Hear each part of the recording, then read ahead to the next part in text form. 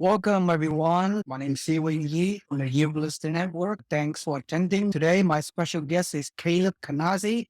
We are very busy writing contracts on a consistent basis for many years. We've been helping our out-of-state investors, mainly from California, but we have other members from other part of the country as well. For the past 2 years, we have a very good reciprocal relationship with your Turnkey system in Buffalo and Niagara Falls area. Thank you for all your support and service you've been providing for our out-of-state investors, and they have done very well. Today is the opportunity for me to ask you some more questions as I hear from my investors the questions they have.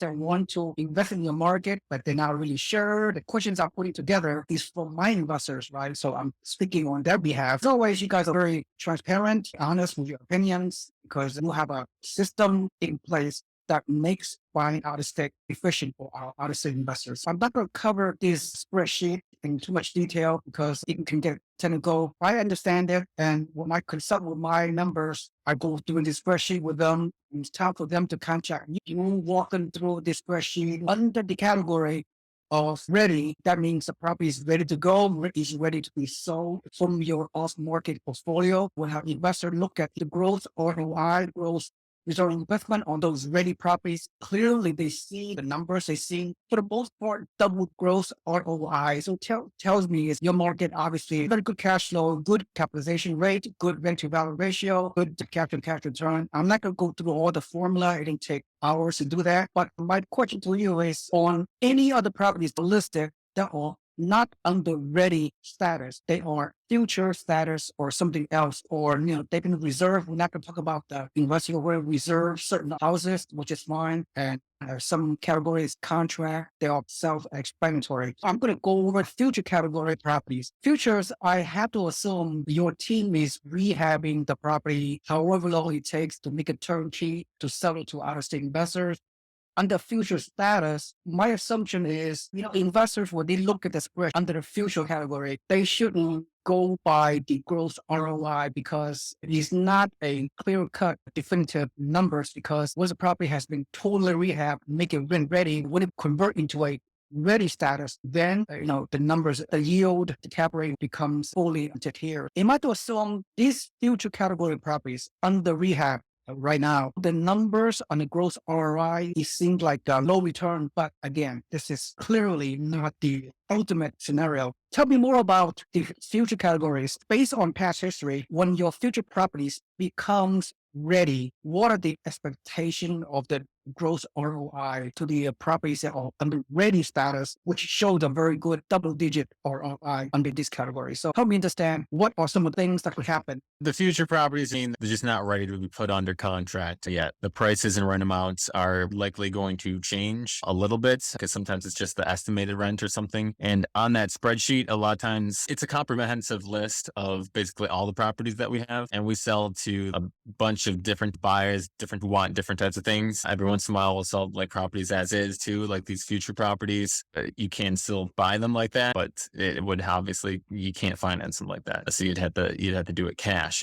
And you see a lot of those like negative returns on some of those. And that's just because they're Excel functions. So when it has a $0 for rent, because it's not rented, it's just going to show negative because you still have expenses such as like taxes that are already on there. A lot of those ones that are negative, we're really selling to homeowners because some properties will flip to homeowners. We'll buy them, fix them up, do like new kitchens, do a lot of work to them, and we'll sell them to people who are actually going to live in them. So not all properties are really geared towards out-of-state investors. A lot of them are. Like our main bulk of our properties that we sell are for more or less investors. Like you said, we get them from all over the place. A lot of people, even from Canada, will drive across the border here because Buffalo's right on the border, and they'll come and like Buffalo will get people locally and tons of people in New York City or Japan, the UK. It's really all around the world. But as far as those ROIs, they will change if you're looking at a property that states the status as future. The ones that say ready, that means it's rented and it's ready to be purchased. You could call me up and say, hey, I want this property, and we can write a contract right then and there if you wanted. You might put them contingent on getting a property inspection. They'll hire a local licensed property inspector to go through the property, write up a detailed report of the condition of the property. For those future properties, it means that something is happening with it. So either it's selling them them, we might be removing tenants that we inherited that were bad, because a lot of times how we're buying properties, people get frustrated with their rentals if someone isn't paying and they just want to sell it instead of evict the tenant or something. Or if it's a bank owned and we bought it at a foreclosure and the previous owners are living in there, then we need to give them notice to leave the property, and then we need to do work to the property. So generally it means we need to do some work to the property. To a lot of them are just going to be vacant and we're just going to be doing various work. And it depends on the property. We don't have like standard rehab. We use a lot of standard materials when we do them. Like a lot of our kitchens will look the same. A lot of our bathrooms will look the same when we're doing them, but not every property will need a kitchen or a bathroom or something. So basically we do what is necessary for the property to be done. And typically that will just depend just completely on the property. So if you want to know specifically on a property, you need to just ask. I'm normally easy to get a hold of and know what's going on with most of the properties. If you have questions on those future ones, I'm more than happy to answer those. The ready properties, those are pretty much a lot more straightforward, where you can just, they're rented, they're cash flowing, you got cash flow number, they gross. So it's a lot easier to understand that way. I understand. For a number of years, my network have been working with you. Once those future properties have transitioned into ready property, us investors, we have to expect that you have a good yield, good capitalization rate, good cash on cash return, the whole 9 yards. Otherwise, you would not promote them to out-of-state investors. Am I correct? Yeah, it's a comprehensive list of all the properties we have. A lot of these properties are not going to be geared towards investors. They're more than welcome to buy them too if they want, but not all of them are going to be geared towards investors. For instance, like we have properties on there that we're going to be selling to homeowners. There's a property we bought. It's a firehouse on Pleasant in Grand Island, which we're going to be selling for $450,000, but it's not going to make any return. We wouldn't rent out that property to a tenant. You just wouldn't be making a very good return on investment on a property like that. The cash flow is just not going to be very good on that property. Depends on the area. The ones that will have better cash flow are going to be the ones that we are renting out. I trust your system. Your team been doing this for several decades. Kind of hard to find a turnkey provider anywhere in the country. Definitely doing it in the local market for several decades. He come with a good reputation and great client service for the long term. That's all I need to ask on spreadsheets. I got it. Some of the questions I hear from my investors from time to time is on paper. When I do the pro forma, when I do the cash flow analysis, when I present some of those available, ready properties to my investors, they think the numbers are too good to be true. Yes, on paper, it looks really good. What if I buy them and things go bad? What is the reality between what I'm showing the pro forma on paper versus the reality? What's the expectation for the investor once they decide to buy a property, whether it's a single family home, 60K, or duplex for 80,000, or triplex for 120K, or fourplex for 220,000? In your market, in your portfolio, which is amazing. You're not going to find any kind of property this low price is such a good return. In reality, what is the expectation? At the end of the first year, I know you see guys been selling so many properties for so many years, but I know your answer, it depends. I get it, but just give me a rough estimate. Given year by year, what is the expectation for the investor? What I mean by that is, in the next 12 months of the purchase of property, our investors, are they expect to see maybe 1 month vacancy, maybe 2 months of vacancy, maybe what are the typical turnover of a tenant? And if a tenant will be turned over, what are the costs of getting another tenant in there? Down the road, I know the properties are very old. I get it, 80, 100 years old. You were telling me the foundation has been rehabbed, everything has been updated, the roof, the electrical system, the heater, everything has been updated. I get all that. But what are the maintenance in the first, second, third year and beyond? So the investors can feel comfortable that, a whole property are not going to eat up all the returns from the out-of-pocket maintenance that we have for the next 5, 10 years for that matter. How do you address that? That's a lot there. I like how you anticipated my response of it depends, because it does, but let's see if we can break that down a little bit. For the properties, they're doing your pro formas. I'm not sure if what you're taking in account there, but on our Excel spreadsheets, those ROIs, they don't take into account variable expenses such as the maintenance. With any property, you are going to have at least some maintenance generally come up within a period of a year, whether it's leaking faucet or whatever it is. It's normally not going to be that big of a deal for just basic basic maintenance that need to be done. And if it's the tenant's fault, the tenant breaks into the drywall, then we try to build that back to the tenant so it doesn't affect your investors. But it's going to depend on the house largely. For that, a lot of times, what I know a lot of investors do here, at least, they'll take in 3% of the rents for vacancies. Then they will take in around a 10% for maintenance of the rents. And then that together is closer to that amount. Now, can you do better than that? Of course, again, we have had tenants that we've had for years and they never call for any maintenance either. They'll do their own maintenance. They just don't want to be bothered with it unless it's something they need to have done. And some of the houses that we're selling too, they're going to be older houses. A lot of these houses are older, but these houses are built extremely well back in the day, really well, that they're not going anywhere, essentially. There are hundreds of years old houses that still stand. You just got to maintain them. And the things that go are furnaces, hot water tanks, and roofs a lot of times. Other things, the structure itself, you don't have to worry about that. It could last another 100 years. You could have an inspector look at it when you're buying the property and he'll tell you the house is not going anywhere. It's these roofs, generally like the kitchens and bathrooms, these are not going to be 100 years old. You're not buying a house with a 100-year-old roof. The roof would be gone by then. The roof has probably been replaced many times. Roofs with architectural shingles are generally replacing every 25 years. The house is 100 years old. The roof might have been replaced already 4 times, and it might have been replaced within the past 5. It depends a little bit on that. And there's the difference between tear-off roof and layover roof where you go over the top too. There's a lot of factors involved. It's difficult to answer this question in a nice, neat way that is going to give you all your answers. It's going to depend on the house. I can't really speak directly to everything. If your investor does ask me, hey, how old's the roof? I could tell him it's 5 years old, or we just replaced the roof a month ago or something. It depends on the property. We try to anticipate anything that's going to go wrong within 5 years is what we typically want to do. So if we think the roof is going to need to be replaced in 5 years, we'll just do it because our cost to replace a roof is going to be a lot cheaper than the next person. And if we're managing the property for them, we do have a property management company. Investors can use whatever property management company they want to. Typically, they'll use us because we're already managing the property and we do a pretty good job. And the rate's pretty standard. It varies a little bit though. If we can help them with any maintenance that comes up in the future, if they need a rehab or a roof, let's say they keep the property for 20 years. And then in 20 years it needs a roof, we could help them replace the roof there. That's a very fair answer. Since you guys been doing it for so long, you've been getting referrals. You guys don't do no marketing because you don't need to, because you can satisfy client. I have to believe that.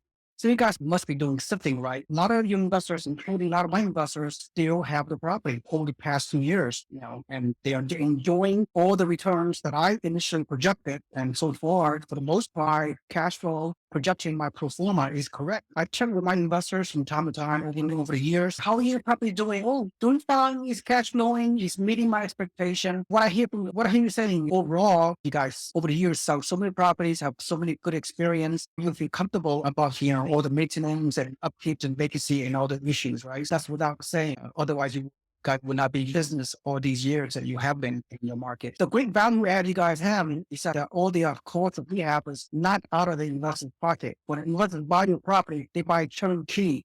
You absorb all the maintenance and rehab costs to bring the property to a ready status to be sold to outside investors. So, it's really is a win-win situation for everyone in terms of tenants. But what was the percentage of the houses are month-to-month lease, and what are the percentage of houses are annual lease? What type of tenants over the years that have been occupying the properties that investors are buying? You can use a lot of investors are buying $60,000 single-family home rental. Some are buying duplex for 70 grand. Some of the investors have purchased triplex that we do over the years for 100,000. What type of tenant are they? What is their occupation? How do they take care of the property? Or there's any kind of bad case scenarios, trashing the property or destroying? What are the worst case scenarios that could possibly happen to some of these tenants? Tell me, in the past history, what are the expectations or with the tenant base? The typical tenant is a blue collar worker. They might be in the service industry if they're working in restaurants, or there's a lot of factories over here too. So it's a lot of blue collar tenants that we rent to. There's also a good portion of tenants that are on Section 8 too, which is a government program or vouchers. They might be on a voucher. I'd say maybe 10 to 15% are on Section 8 for the tenants. Most tenants are going to be working class, blue collar tenants. And when we're renting to them, we make sure that they've had a steady job. When we're renting to tenants, we're doing a pretty good job vetting them out to make sure that they are going to be able to afford the property. We generally like to see if the rent is $800 a month. We generally want to see that they make 3 or 4 times that in a month so that they're only spending about 25 or 30% of their income on the rent itself. And cost of living here is cheaper than it is in other areas. We get a lot of people who are able to work for like big companies like Geico remotely because these big companies won't have to pay people as much because the cost of living is a little bit lower here than say in New York City where the cost of living is twice as much and some areas many times more. Get kind of that sort of tenant. What are the tenant turnover? What are typical annual tenant turnovers? People will put 3% for that vacancy, 3 to 5%. It does depend on the tenant. Oh, and you also asked about leasing. It's very common here to be on month to month. I would say that 70% are month to month. What Section 8 does and what we tend to do too, and a lot of property management companies and a lot of people just do is they'll start tenants off with a year lease and then it automatically reverts month to month after that year. And they'll just stay for a long time afterwards. And you have to give notice in order to cancel. It's not like they're allowed to just get up and leave and not tell anyone or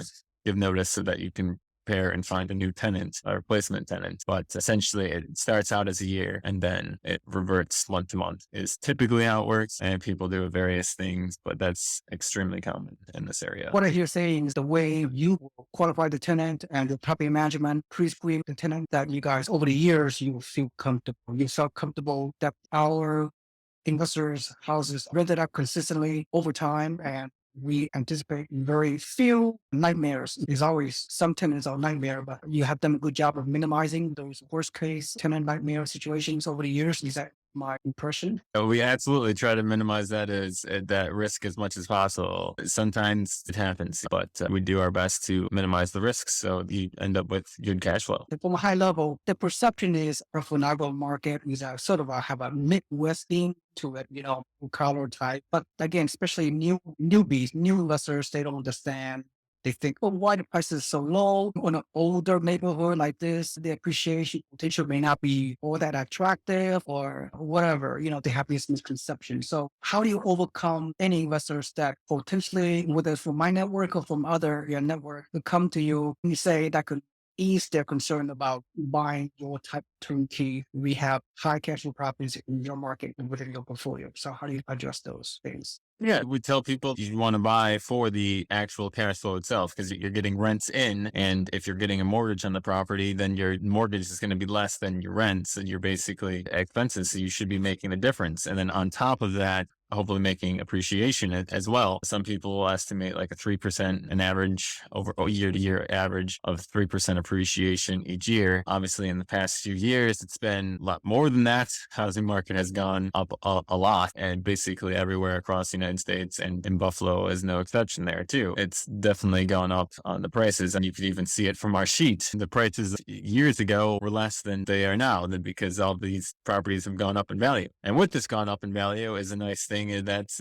what else goes up consistently is rent amounts, and rent amounts don't typically go down either. Is another odd thing about rents. They'll tend to keep going up. But even when you hit like recession or something, they stay the same. People aren't decreasing rents that much because if you have a tenant who's already there, you're not sending them a notice, hey, we're going to decrease your rent. If they can still afford it, it's generally staying the same. It's kind of rely on cash flow a pretty good amount. And then when the market releases from a recession or something, then like everything kind of goes back up again. But then year over year, if you're keeping it for a long time, the idea is, yes, your property is going to appreciate in value. And a lot of your investors have already seen this. We've actually bought back many properties from investors that we've sold to in the past too. Also, we sold it to them like 5 years ago for $50,000 and now we're paying them $75,000 for it just to buy properties back too. We've done. There's a lot of people have made a lot of money in real estate, I will say. That's what I hear too. That's the feedback I get from my investors and from your other investors as well. You have done very well with the increasing cash flow, increasing appreciation. Of course, past performance is no indication of future. Sure. Yeah, absolutely. The Buffalo Niagara Falls market is not exciting. It's not popular market. It's not a trophy market compared to the other market that mainstream media talks about. It's okay. I mean, it's boring. Sometimes boring market makes money. Keep this market to ourselves. We don't want to broadcast to the rest of the world the unique housing property selling.